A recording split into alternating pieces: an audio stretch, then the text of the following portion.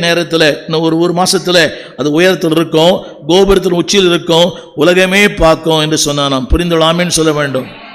கவனிங்க, he mixed the cross in the valley. ஆங்கிலத்தில் சொல்லுவார்கள் அதுக்கு ஒரு பெயர், அதாவது ஸ்டீப் சாரோ.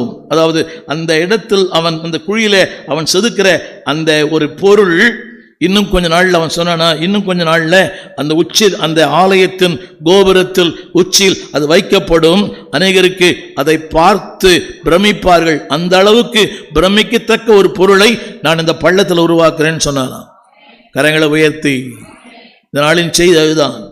வாழ்க்கையில பள்ளத்தாக்கி இல்லாத மனிதர்கள் இல்லை. இந்த வேத புஸ்தகத்தில் வாசிக்கும் போது எல்லாருமே தாவீதா இருக்கலாம், மோசேயா இருக்கலாம், ஆபிரகாமா இருக்கலாம், இந்த இருக்கிற அத்தனை கதாபாத்திரங்களும் எபிரேயர் 11ஆம் அதிகாரத்தில் இருக்கிற எல்லா கதாபாத்திரங்களுமே இதை கடந்து வந்தவர்கள். சில ஊழியர்களை குறித்து சொல்ல விரும்புகிறேன். உங்களுக்கு தெரிஞ்சோ தெரியாமல் இருக்கலாம். Charles Spurgeon, George Washington, Martin Luther, Winston Churchill, இவங்க எல்லாருமே அவங்களோட வாழ்க்கை வரலாற்று சொல்றாங்க. we have gone through the valley. நாங்களும் அந்த பள்ளத்தாக்கை கடந்து போனோம். இந்த நாளின் செய்தி எல்லாரும் இந்த வசனம் படிச்சு பாருங்க. இப்படி சொன்னாங்க புரியும். ஆண்டவர் யாரையெல்லாம் என் இதயத்துக்கு ஏற்ற தாசன் சொன்னாரோ அவங்க எல்லாமே பள்ளத்தாக்கில் கடந்து வந்தவர்கள் தான். புரியல நினைக்கிறேன். தேவன் யாரை பார்த்து அதான் பாருங்க, அதாவது என் இதயத்துக்கு ஏற்ற தாசன் அப்படின்னு சொன்னாரோ அந்த தாசன் பள்ளத்தாக்கிலிருந்து தான் அவர் அந்த உச்சிக்கு வந்தார்.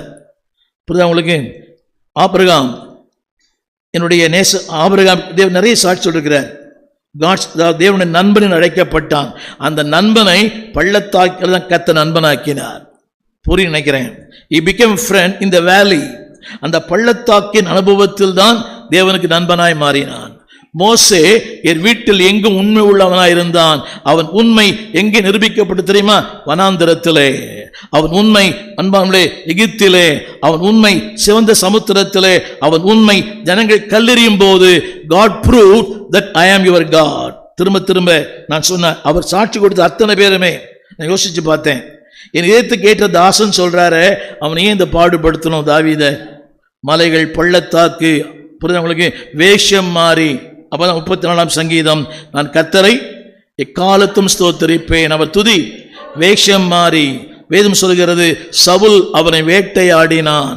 யோசித்து பாருங்கள். அதாவது இதயத்துக்கு ஏற்றன்னு சொல்லும் போது அவனுக்கு வாய்ப்பு கொடுத்துருக்கலாமே, அவன் சந்தர்ப்பம் கொடுத்துருக்கலாமே. why God allows this? இது பெரிய செய்தி. நம்பர் 2, ஆபிரகாம் பிரியமானவன்.